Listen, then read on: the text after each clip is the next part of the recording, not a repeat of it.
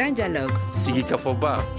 Le grand dialogue, l'émission de débat du studio Tamani sur votre radio. Sigi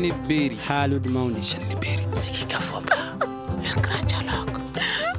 L'armée malienne à la reconquête de l'intégrité territoriale, on en parle dans ce grand dialogue. Les forces armées maliennes ont annoncé samedi dernier avoir repris le contrôle total d'Anefis dans la région de Kidal.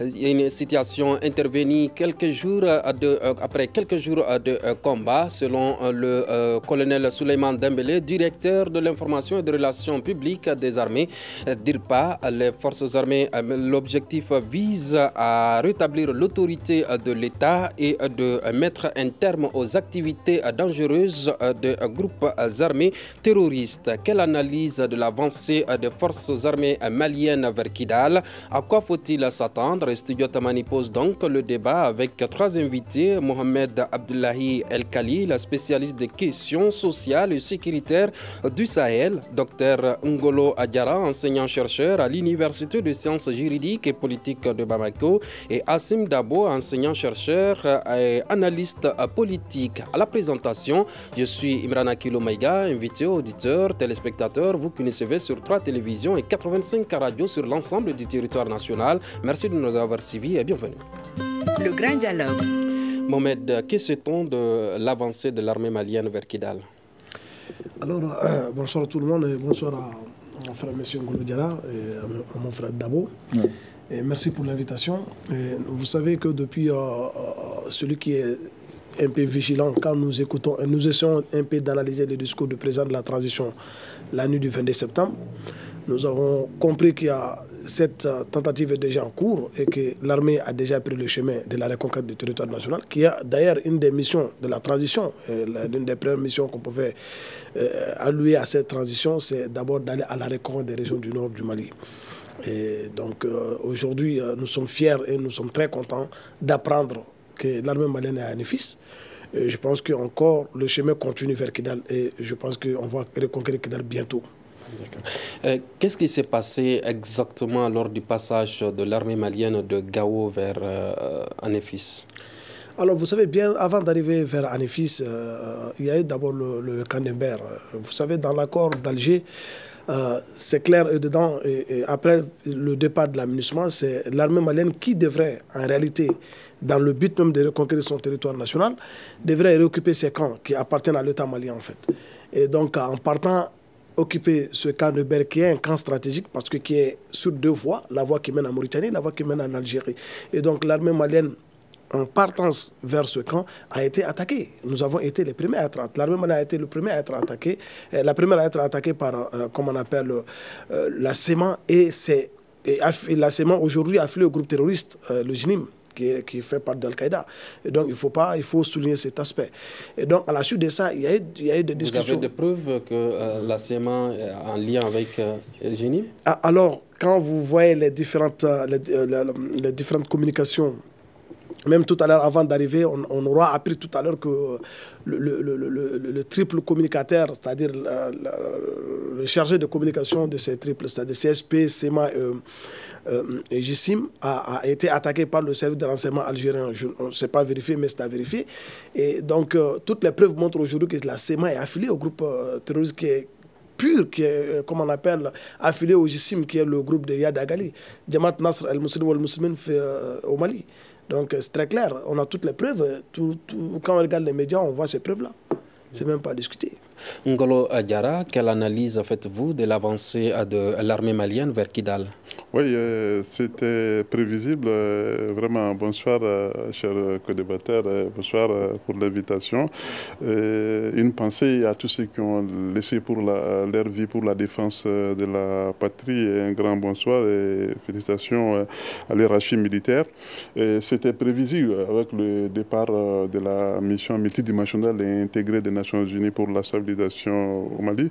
Vous savez, c'est très clair, hein, ce qu'à un moment donné, c'est des groupes armés qui se sont vraiment fabriqués dans une partie, quelque part dans des régions parisiennes, constitué un mouvement séparatiste, mouvement national de libération de l'Azawad.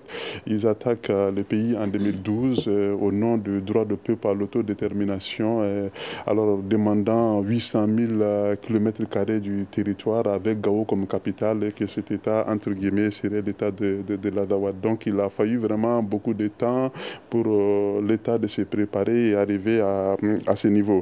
Alors de Gao, maintenant vers... en effet, il faut quand même comprendre qu'à un moment donné, il y a eu une configuration de groupes armés séparatistes constitués du Mouvement national de libération de l'Azawad, le Haut Conseil pour l'unicité de l'Azawad, Mouvement pour les saluts de l'Azawad, Mouvement populaire pour les saluts de l'Azawad, Coalition des peuples pour l'Azawad, Mouvement arabe de l'Azawad, groupe d'autodéfense des Touaregs, Imgad et leurs alliés ont été appelés par un monsieur qui est au CNT, Moussa Ak Asharatouman, leur demander à s'associer pour créer un grand groupe qui s'appelle cadre stratégique permanent, se donner la main pour sécuriser vraiment les territoires. Et en ce moment, donc quand même, il faut quand même reconnaître que c'est ces groupes-là, composés-là, qui sont en train d'attaquer le convoi de l'armée régulière de Gao à Nefis. L'armée est dans sa mission, c'est pour beaucoup vraiment... de groupes, beaucoup des adhérents se sont retirés de ce groupe, notamment du FSD.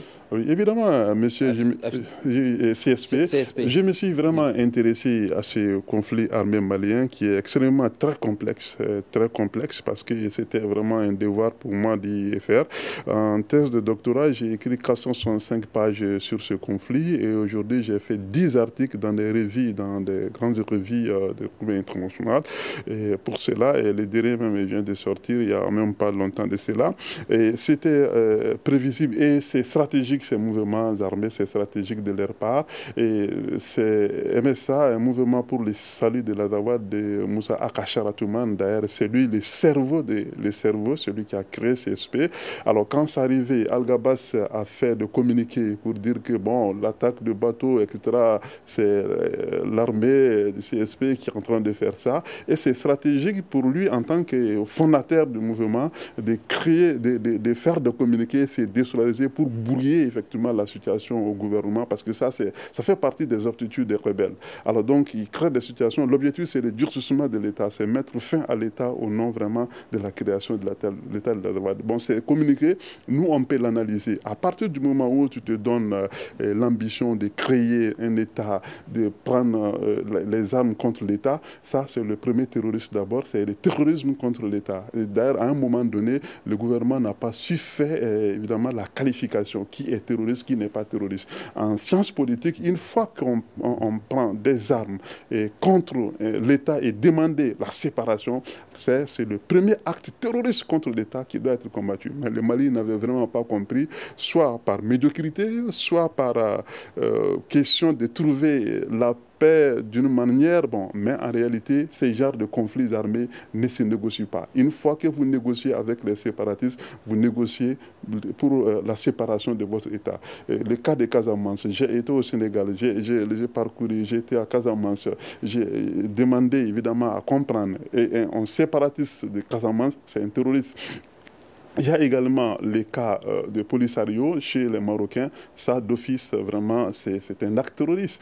Et évidemment, il y a eu les cas de Biafra. Et pour les Nigérians, vraiment, c'est un acte terroriste. Ils n'ont pas accepté. Mais pourquoi le Mali fait ça? Mais aujourd'hui, en réalité, je pense que les cercles des officiers ont compris effectivement la chose et essayé vraiment d'aller à la reconquête de ces territoires. C'est clair, ce n'est pas pour dire qu'ils sont avec d'autres groupes qui réclament l'application des charas, autre chose.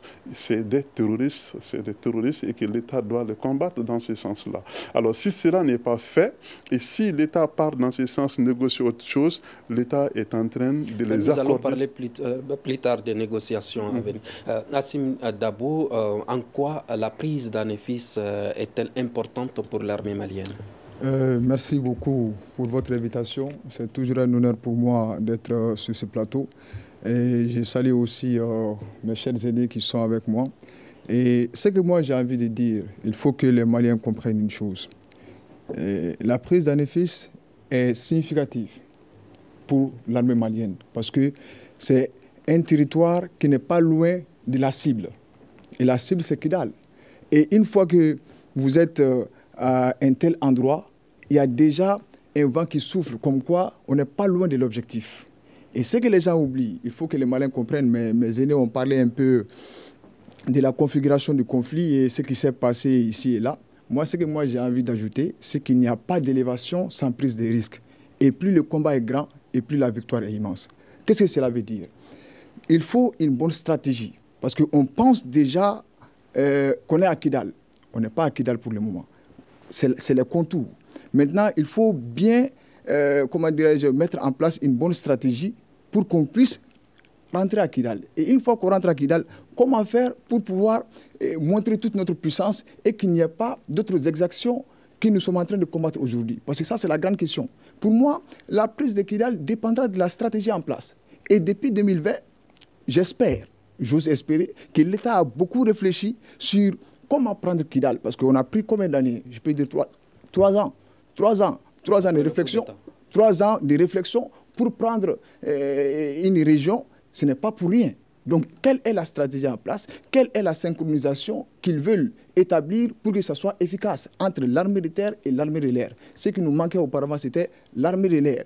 Parce que l'armée de terre aussi avait des problèmes comme le manque d'informations sur le plan logistique et tout. Aujourd'hui, on pense que cela est réglé. Donc, il faut une bonne synchronisation entre l'armée de terre et l'armée de l'air et une compréhension de la géographie même de Kidal pour savoir, avec des éléments de l'intérieur, où est-ce qu'on peut partir et où est-ce qu'on ne peut pas partir.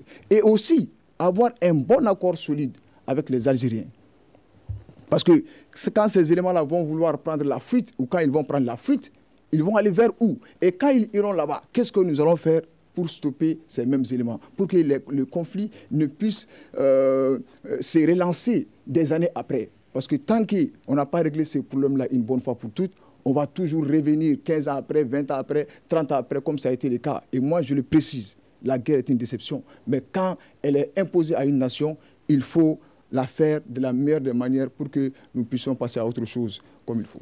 Donc, vous estimez que la prise de Kidal a été imaginée, a été analysée depuis 2020? Ça, c'est ce que j'ai dit. J'ose espérer. Parce que si ce n'est pas le cas, il faut le faire avant d'attaquer, avant de rentrer à Kidal. Parce que rentrer à Kidal n'est pas la victoire. Être dans les contours, ce n'est pas la victoire. La victoire, c'est quoi? C'est rentrer dedans, et enlever les menaces et mettre les drapeaux pour dire le Mali, c'est pour nous, au vu et au su de tous. Parce que quand vous partez sur les autres réseaux, je vais citer une chaîne que je n'aime pas citer, bien sûr, pour des raisons, France 24, c'est quand ça ne va pas chez nous, ils publient. Mais quand ça va, ils ne vont jamais chanter nos exploits. Donc, nous aussi, on doit être dans une guerre d'information. La guerre d'information, nous sommes dans une guerre d'information. Ce n'est pas seulement avec les armes. Il faut donner la bonne information, il faut requinquer le moral de nos troupes, il faut soutenir nos troupes, il faut être positif et aussi, il faut beaucoup respecter notre armée, le respect et la considération. Parce que souvent, on a l'impression qu'avec certaines critiques, que les gens pensent que c'est un combat qui est facile. Ils pensent que non, on doit passer à telle ou telle chose. On est dans une guerre, on est en guerre. Il faut d'abord régler ces problèmes-là pour pouvoir aller sur d'autres horizons, je pense. Mohamed Abdullahi El-Khalil, cette prise d'Anefis peut-elle changer la force, le rapport de force entre l'armée malienne et les rebelles? Je pense que, comme a dit le grand frère, moi je ne parle plus de rebelles, il faut parler sincèrement des terroristes parce que l'État malien est terrorisé aujourd'hui. On a nos tantes, nos sœurs et nos petites sœurs, nos enfants qui ne parviennent pas à aller à l'école à cause de ces bandits armés, des groupes terroristes et narcotrafiquants, et que l'État doit les combattre. Mais moi, je voulais ajouter un point avant d'aborder votre question, c'est la question de la stratégie militaire en fait. Voilà. C'est vrai, aujourd'hui, sur le plan militaire, le Mali est un pays puissant. sur le plan militaire. On est en question d'armement aujourd'hui, on peut dire qu'on a des armes militaires pour faire ce combat. Et d'ailleurs, pour faire d'autres combats, qu'Allah nous en préserve. Mais pour attaquer Kidal, je pense que la meilleure stratégie, c'est de bien s'implanter d'abord à Nefis, que ça ne soit pas seulement un simple communiqué. Bravo à l'armée malienne, c'est très bien. Mais qu'on soit bien implanté à Nefis et de s'orienter également vers deux coins qui sont Tessalit et Aguelok, qui sont, comme on appelle, au nord de Kidal. Et donc, en ce moment, on peut aller en trio pour vraiment la voie terrestre et également la voie aérienne, sans autant faire de division de sang. Et je pense qu'en ce moment, ils vont se désarmer, ils vont eux-mêmes déposer les armes pour vraiment attendre l'armée malienne. Ça peut être une stratégie. Mais il faut aussi la communication, parce que moi, je vois sur les réseaux sociaux comme si certaines personnes sont contre l'État malien, sont contre la victoire de l'armée malienne, alors que ce sont des Maliens qui vivent ici à Bamako, qui vivent à Ségou, qui vivent à Mopti, dans certaines régions. Non, cette victoire de l'armée malienne n'est pas pour le colonel Assimi Goïta, son excellence, ni pour M. Ngolo Diarra, ni pour moi, c'est pour tout le Mali. Si c'est une défaite qu'Allah nous en préserve, ce sera la défaite du Mali. Et donc nous devons se serrer les ceintures en disant que nous sommes un seul homme, une seule patrie, et nous devons aller forcément à la conquête de cette portion du Mali. Et on ne doit jamais, jamais, jamais aller aux négociations. Moi, je l'ai dit depuis 2015, j'ai écrit 25 articles par rapport à cette question de l'accord d'Alger et par rapport à la question du Sahel. J'ai toujours dit qu'il ne faut jamais négocier avec les terroristes. Je vous dirai pourquoi. Parce qu'on négocie avec les terroristes sur quelle base? Moi, je me demande. J'ai échangé avec des... Comme je l'ai dit, nous allons parler de la négociation plus tard. Pourquoi l'insoumission de Kidal exaspère? Oui, parce qu'il n'y a pas eu de vision claire. Moi, je pense bien depuis avant l'arrivée de la transition, jusqu'à aujourd'hui, ou bien peu avant aujourd'hui, il n'y a pas eu de vision claire. Comment faisons-nous? Comment attaquons Kidal? Comment s'accaparer de Kidal? Comment désarmer ces bandits armés et narcotrafiquants de Kidal? C'est ça la vraie problématique. Je pense qu'aujourd'hui, on a une réponse, pas une réponse totale, mais je pense qu'on a une réponse totale, une réponse partielle à cette question. Cette situation de Kidal exaspère, notamment l'insoumission de Kidal. Pourquoi, selon vous? Oui, effectivement, c'est normal parce que là, déjà, la guerre, ce n'est pas que des armes. La guerre aussi, elle est aussi intellectuelle. Vous savez, quand le mouvement national de libération de l'Azawad voyait le jour, quel est le droit qui a été avancé? Le droit de peuple à l'autodétermination. Ce droit a deux conditions. Et pour avoir au moins le statut de mouvement de libération, il faut contrôler une partie du territoire que vous réclamez. Ça, c'est les règles du droit international, du droit de peuple à l'autodétermination. Mais dans ces cas pareils du Mali, les mouvements séparatistes ne doivent pas être bénéficiaires du droit de peuple à l'autodétermination. Et ça, c'est technique, quoi. Si vous voulez qu'on parte sur le plan technique, je vais vous en parler. Mais il faut que bon, je crois qu'il y a une partie des intellectuels aussi qui nous écoutent. Alors, le droit de peuple à l'autodétermination, c'était accordé par les Nations Unies aux États qui cherchaient à avoir leur indépendance vis-à-vis des colonisateurs. Mais une fois que le Mali est indépendant, depuis 1960, le Mali est membre de l'Organisation des Nations Unies, c'est acté. Aucune séparation encore. Alors, mais la chose a été préparée dans ce sens. Vous l'avez vu au moment des reconquêtes des territoires, quand on a empêché l'armée malienne de rentrer à Kidal, et on a donné Kidal au mouvement séparatiste, c'était pour accorder ces territoires-là. À partir de ces territoires qu'ils contrôlent, ils doivent avoir des militaires qui ont l'uniforme, ils doivent avoir un commandement, des éléments politiques. C'est pourquoi vous avez vu Bilal Akcherif, président, Djeri Mondou Maïga, décédé, supposé d'être ministre des Affaires étrangères, porte-parole aujourd'hui, il est dans le gouvernement. C'était des choses qui étaient préparées comme ça et ils ont eu des moyens militaires. Et ils ont Kidal. Et ils vont tout faire pour ne pas perdre Kidal. Et ils vont tout faire pour empêcher l'armée malienne de rentrer à Kidal. Alors, la guerre a pris d'autres dimensions. Et le droit de peuple à l'autodétermination, dans ces cas aussi, les territoires qu'ils réclament, il faut qu'il y ait ce qu'on appelle la représentabilité. Et c'est ce qui manquait. Bravo à la jeunesse de Gao et bravo à cette population de Menaka, de Gao, de Kidal, qui ont résisté à l'oppression. Alors donc, c'est pourquoi d'ailleurs, je vais inviter au CNT, quand l'armée rentre, de se présenter là-bas et rencontrer ces populations, échanger avec eux. L'idéologie séparatiste qui a été enseignée, qui a été inculquée dans leur idée, les aider voilà, à d'éradiquer dans ce sens-là. Donc Kidal, c'est comme ça. La position de Kidal, c'est pour représenter que nous contrôlons une partie du territoire que nous réclamons. Alors, trouver ce territoire, c'est vital pour l'État malien pour montrer en réalité sa suprématie sur l'intégrité territoriale en la matière.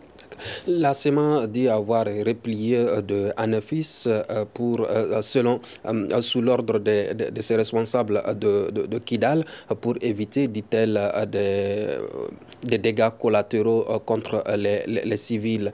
Quelle appréciation faites-vous de cette déclaration de la SEMA? Évidemment, c'est stratégique parce qu'on appelle ça aptitude des rebelles. C'est vraiment stratégique, il faut faire un retrait. Et vous l'avez vu, il arrive parfois souvent que l'armée malienne dans les temps faisait des exploits, mais à la grande surprise, ils vont avoir des renforts venus de partout. On ne sait même pas de quoi il s'agit. C'est pourquoi ce conflit aussi doit être bien diagnostiqué et que la dimension militaire est là, c'est mieux. Il faut que vraiment les diplomates aussi travaillent beaucoup.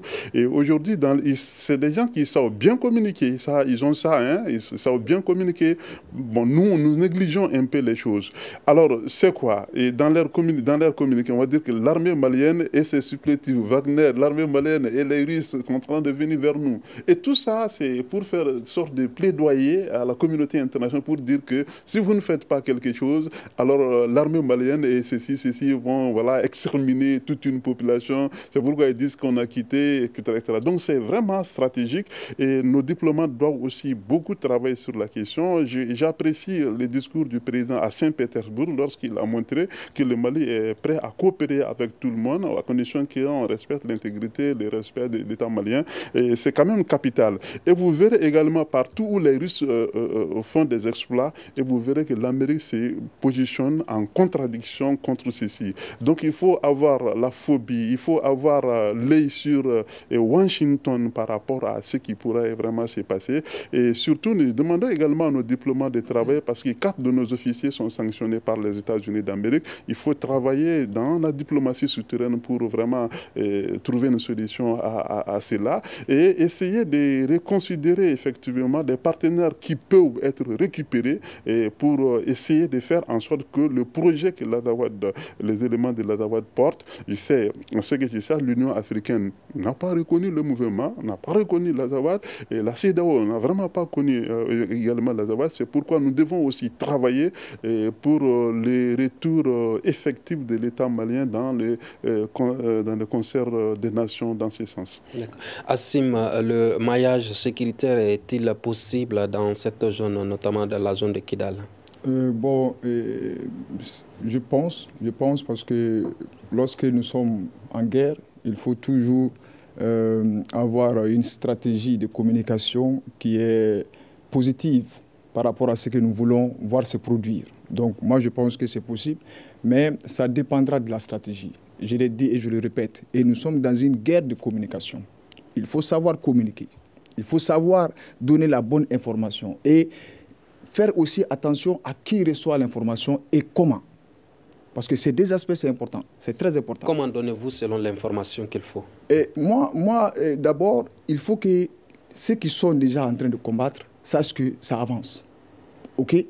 Et sur le terrain aussi, il faut préparer les esprits. Parce que la meilleure façon de reconquérir un territoire, c'est aussi, on doit passer d'abord pour une meilleure reconquête d'un territoire, il faut reconquérir d'abord les esprits. Parce que tant que les esprits ne sont pas avec vous, vous ne pouvez pas reconquérir un territoire. Ce n'est pas possible. Maintenant, ceux qui sont à Kidal, une fois que l'armée va rentrer, quel sera le soutien de la population vis-à-vis de l'armée? Quelle sera la résistance de la population vis-à-vis de l'armée? Donc pour cela, pour pouvoir analyser ça, il faut d'abord faire une étude sur la conception de la population par rapport à l'armée malienne. Parce que tant qu'on n'a pas fait cette étude-là, tout est à base d'études. On sait que nous avons des alliés à l'intérieur. Mais si cette population de Kidal résiste à l'armée malienne, ce n'est pas une bonne nouvelle. Parce que nous partons reconquérir un territoire pour qu'on puisse vivre en harmonie et en paix. Et si on voit que les civils ripostent, ce n'est pas une bonne nouvelle. On part pour reconquérir le territoire pour les civils. Donc il faut qu'il y ait le soutien aussi des civils. Et quel travail se passe en amont pour qu'il y ait cet accueil-là. Je pense que c'est positif en faveur de l'État, mais il faut travailler dessus. Comme ça, nous allons avoir une reconquête, je ne dirais pas facile, ça sera un défi à relever, mais nous allons pouvoir le faire. Parce qu'il y a certaines personnes qui sont sous une pression psychologique qui fait qu'ils sont obligés de soutenir ces personnes-là sans pour autant être d'accord avec ce qu'ils font. Mais une fois qu'ils seront sûrs que l'armée va prendre les choses en main, il se pourrait qu'ils vont pouvoir se reconvertir de façon psychologique et pouvoir aider l'État. Moi, je pense qu'il faut faire attention à ces deux éléments-là. La communication. Tant que la communication n'est pas effective... Ces derniers jours, on voit que l'armée a abandonné notamment le communiqué écrit. On voit des communiqués visuels. Est-ce que ce changement pourrait apporter un peu plus une valeur ajoutée à ce que vous dites? Oui, c'est une valeur ajoutée parce que c'est toujours la communication. Je pense que notre communication est meilleure aujourd'hui qu'auparavant. C'est meilleur, même avec nos diplomates. Et mon cher aîné Ngolo a touché ce point, c'est très très important. Parce que ces gens-là, ils se jouent d'un côté informationnel qui va à leur avantage. Quand ils citent Wagner seulement, les États-Unis, les éléments, Joe Biden est prêt à tout faire pour dire que non, ils vont porter atteinte à l'intégrité d'un peuple ou de la population, ils vont essayer de porter secours à ces gens-là. Donc nous aussi, on doit jouer la carte de la reconquête du territoire. Et c'est ce qu'Assimi fait. Et les trois principes fondamentaux qu'il met en place partout où il va, ça pèse.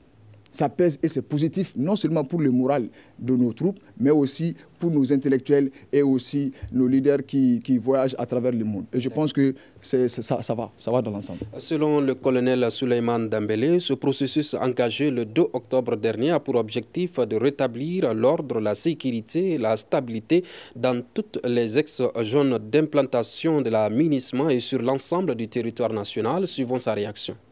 C'est au cours de l'exécution de cette deuxième phase que nos forces ont, les 4, 5 et 6 octobre dernier, réduit jour après jour les résistances des groupes terroristes visant à barrer la route à la conduite de cette mission régalienne. Nonobstant cette perfidie, les forces armées maliennes ont pris tôt, 7 octobre 2023, le contrôle total de la localité d'Anefis et environ, tout en mettant en débandade ces groupes armés terroristes. L'objectif étant de rétablir l'ordre, la sécurité et la stabilité dans toutes les ex-zones d'implantation de la MINUSMA et sur l'ensemble du territoire national.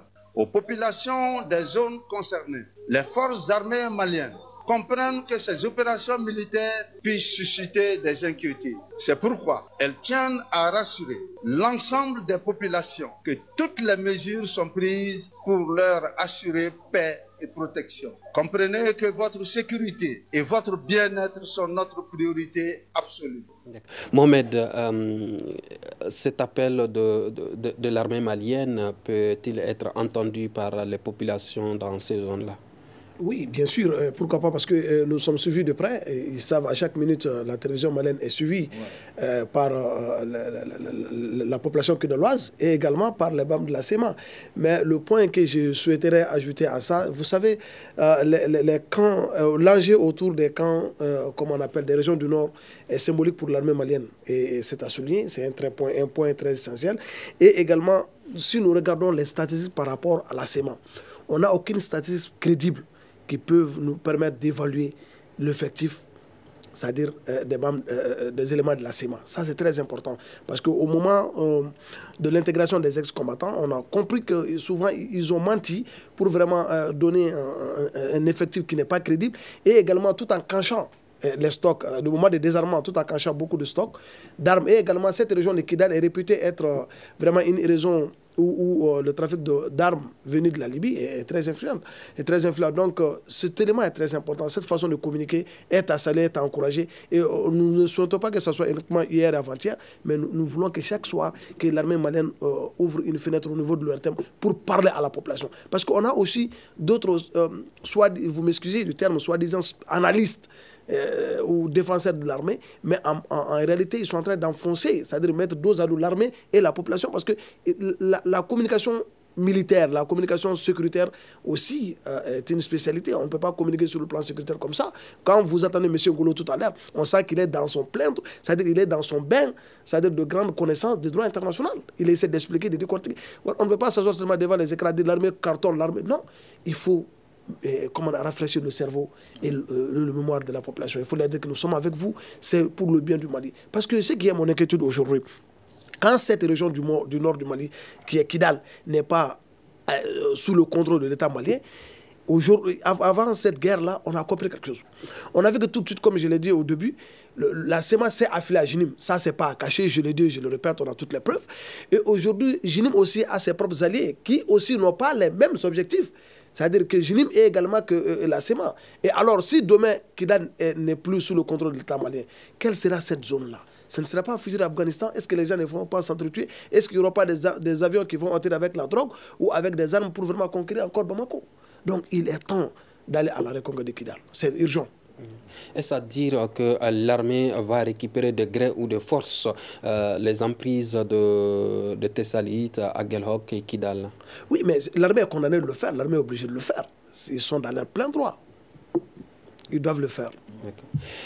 Que faut-il pour sécuriser en tout cas les zones récupérées par l'armée malienne?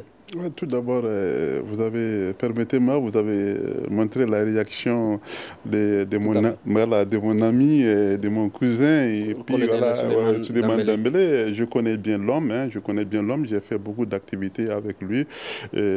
C'est un homme vraiment qui a beaucoup de sens et qui se bat. Et là, permettez-moi vraiment de remercier l'hiérarchie militaire. J'ai rencontré le 16 août 2021 le ministre de la Défense. On a échangé. Et de lui à moi, à ces hommes, c'est quelqu'un qui pense beaucoup à ces hommes. Il nous disait qu'il ferait tout pour que le militaire, en réalité, de son vivant, même après lui, que ses familles ne souffrent pas.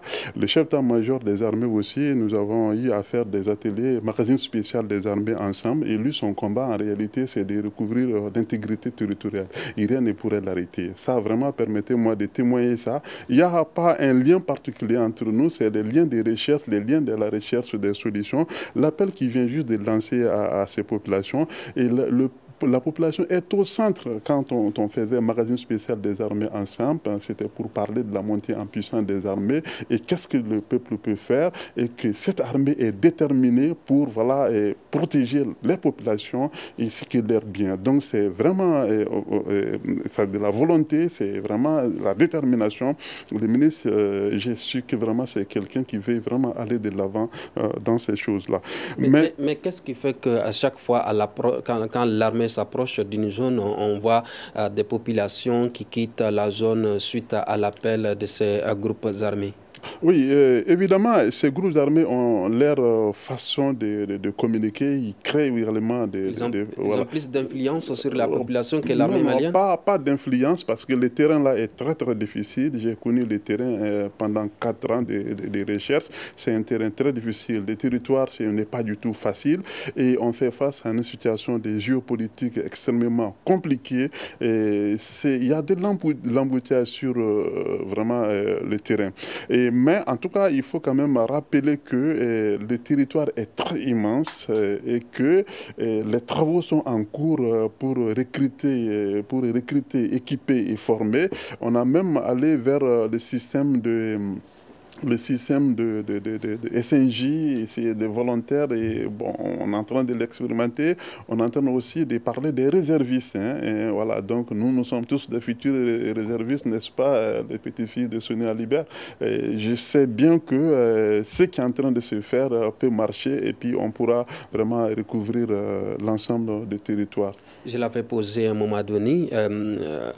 Que faut-il pour sécuriser en tout cas les zones récupérées par l'armée et rétablir l'ordre et la quiétude? Les travaux sont en cours. Vous avez vu qu'il y a eu vraiment des décrets, des dispositifs qui ont été faits pour militariser la police.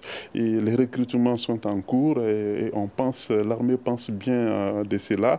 Et je vous dis, quand on a demandé le départ de l'aménagement, des mesures nécessaires ont été prises pour arriver à couvrir les territoires effectivement qui seront récupérés. Mais par rapport à ce point, excusez-moi, je pense que aussi les stratégies qui sont en cours sont très bonnes, mais aussi il faut penser à créer ces liens de confiance entre la population et l'armée. C'est très très important, à travers certaines activités qui peuvent exister dans la communauté pour vraiment créer ce lien, que l'armée, la population comprenne et sache que l'armée, ce sont nos frères, nos sœurs, et qu'ils sont là pour nous, et nous devons les protéger comme ils doivent nous protéger. J'ai échangé effectivement avec tous les chefs d'état-major des armées en la matière, et même les différentes directions, et la direction des services social des armées, et il y a des évolutions à ce niveau, et j'ai lancé un appel tout de suite au CNT, et surtout l'honorable Foussine, voilà, il lance un appel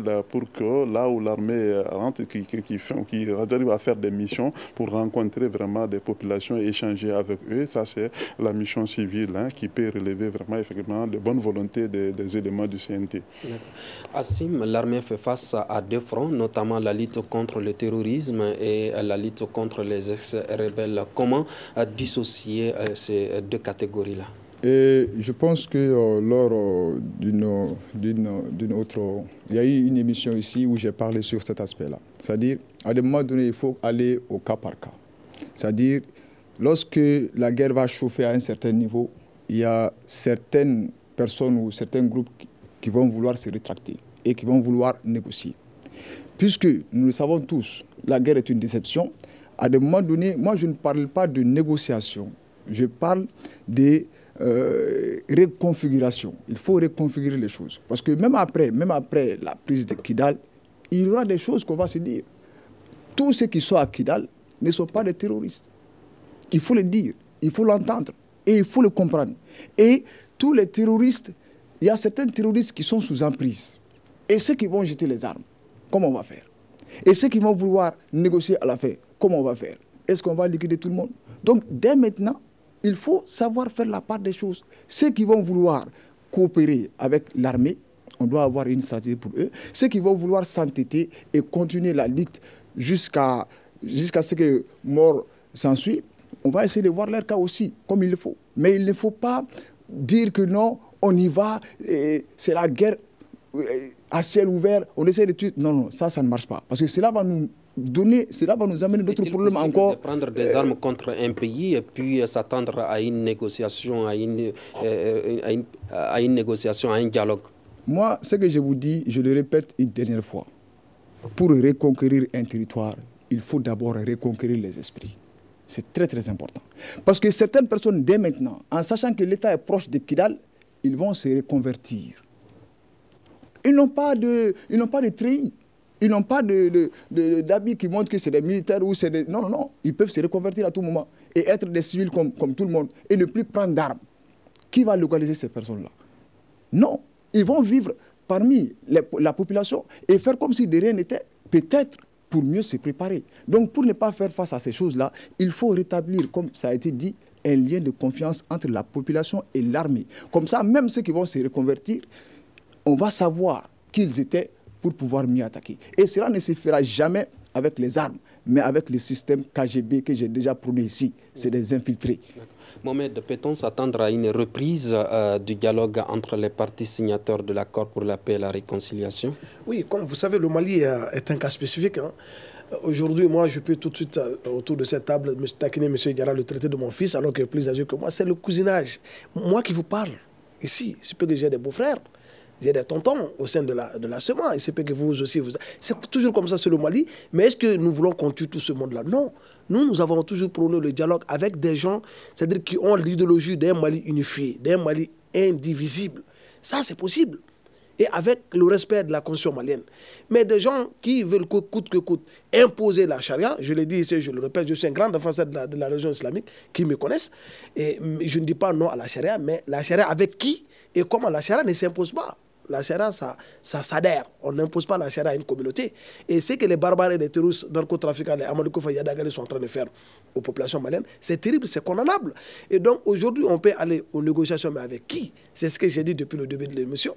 Il faut négocier avec qui? Et quelle sera la suite de cette négociation? Parce il a dit, on a devant nous des groupes d'homogènes qu'on ne connaît pas, des gens qui sont, c'est-à-dire des salafistes intégristes, des gens qui sont vraiment des séparatistes, uniquement des séparatistes. Il y a aussi des gens qui vraiment bavardent parce qu'ils voient qu'il y a une injustice sociale au Mali et qu'il faut lutter contre cette injustice sociale-là. Moi, je peux comprendre leur cas. Et on peut discuter avec ces gens, ce sont nos beaux-frères, nos sœurs, nos frères. On peut discuter avec eux, les ramener, comme on appelle, à la raison et aller voir certaines dispositions de l'accord d'Alger pour les appliquer, c'est-à-dire le financement des projets de développement durable, etc. etc. Cela est possible. Mais quelle sera la suite de cet accord? Parce qu'on a vu, il y a eu plusieurs négociations, mais après, ça n'a pas marché. C'est pour cela, autour de cette table aussi, je vais lancer un cri de cœur.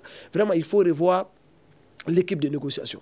Il faut passer à la jeunesse. Dans ce cas, il faut donner le temps à cette jeunesse-là d'être impliquée dans les négociations. C'est très très important parce que nous avons beaucoup de jeunes vraiment dans cette situation qui ont pris les armes sans vraiment faire exprès.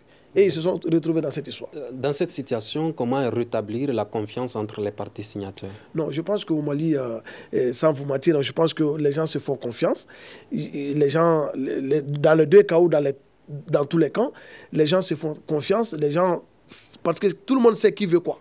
En réalité, nous ne voulons pas autre chose. L'armée malienne veut juste, comme on appelle, le recouvrement de son territoire national. Et que veut la SEMA? C'est l'Azawad. Et est-ce que l'Azawad est possible? Est-ce que la population même qui existe dans cette zone qu'ils appellent Azawad, est-ce que la population même adhère à cette philosophie? Est-ce que la population veut être séparée du Mali au même moment où sa propre fille est mariée ici à Bamako, à Ségou et à Kaye? C'est difficile.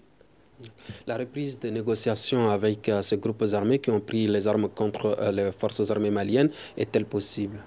Bon, depuis un certain temps, je travaille sur la dossier. Vous savez, j'ai créé un groupe de réflexion, la Coalition nationale pour la libération totale du Mali. On fait beaucoup de réflexions. C'est dans ce contexte qu'on va vers l'hierarchie militaire, qu'on apporte notre contribution dans ce sens. Nous n'avons jamais demandé, voilà, depuis Amadou Toumani à un chef d'État de négocier avec des individus qui ont pris des armes pour demander la séparation. Non, ça ne se fait pas. Aucun État. Ça ne se fait pas. Si, quand vous demandez à faire la négociation avec un séparatiste, c'est pour dire que vous êtes en train de l'aider, vous êtes en train de négocier, évidemment, la séparation. Vous êtes en train de montrer votre faiblesse? Pas seulement la faiblesse, vous êtes en train de travailler avec eux pour diviser votre pays. C'est comme ça que Khartoum est resté jusqu'à ce que Khartoum a perdu Djouba. Maintenant, le Maroc s'est battu, jusqu'à présent le combat est là, le Sénégal s'est battu, le Sénégal est là, mais en réalité, le Mali était resté. Vous savez, nous avons deux types de conflits armés. Les conflits armés non internationaux, voilà, donc, et des conflits armés internationaux. De telle sorte qu'on est resté dans les négociations jusqu'à ce que le conflit avait pris une dimension internationale. L'internationalisation d'un conflit armé se fait par l'intervention des Nations Unies dans le conflit ou encore l'intervention d'un État tiers. Donc, et maintenant, le Mali doit continuer avec cette dynamique relancée, notamment la récupération du territoire avec les armes? Ah, ça, il faut le faire ou bien il faut périr. En tout cas, nous ne conseillons pas, on ne va pas jamais conseiller à un chef d'État malien de négocier avec des individus qui ont pris des armes pour demander la séparation du pays. Quel deviendra l'accord de paix pour la paix? Vous savez, je vais vous dire, l'accord de paix, ça n'a pas de valeur juridique. Ça, il faut quand même connaître. Ça, c'est le droit. Ça n'a pas de valeur juridique. Leur application, c'est le principe de bonne foi. Mais à un moment donné, le Mali est allé en faisant une résolution en 2017 pour demander à ce que l'accord soit placé sur chapitre 7. Et ça, c'était une erreur diplomatique qui devrait être corrigée. Alors donc, ces genres d'accords n'ont pas de valeur juridique. C'est le principe de bonne foi. Et si le Mali s'entête de retourner à la négociation, le Mali n'a plus droit à l'erreur. Ngolo ne souhaite pas que les autorités négocient avec ce groupe armé. Est-ce que vous partagez cette idée? Moi, je pense que je vais recadrer les choses. Moi, je ne parle pas de négociations dans ce sens-là. Moi, je suis après la conquête de Kidal. Une fois que nous allons avoir Kidal, il y aura des individus qui seront là-bas. Est-ce que tous ces individus-là seront considérés comme des terroristes? Non, on va composer avec ces éléments-là. Parce que, je te le dis, imaginez un élément de Kidal aujourd'hui qui est contre l'armée et du jour au lendemain, il décide de laisser les armes. L'armée n'est pas au courant, il se met dans la population. Qui va le savoir? Personne. Malheureusement, on me fait signe que nous n'avons plus de temps. Ainsi se referme ce grand dialogue qui réfléchissait sur l'armée malienne à la reconquête de l'intégrité territoriale. Et nous étions avec trois invités. Mohamed Abdullahi El Khalil, spécialiste des questions sociales et sécuritaires du Sahel, Dr Ngolo Diallo Diarra, enseignant-chercheur à l'Université de sciences juridiques et politiques de Bamako, Assim Dabo, enseignant-chercheur et analyste politique. Ce débat vous a été présenté par Imrana Kilomega avec une coordination de Mariam Meiga. Merci de l'avoir suivi. À demain pour un autre débat.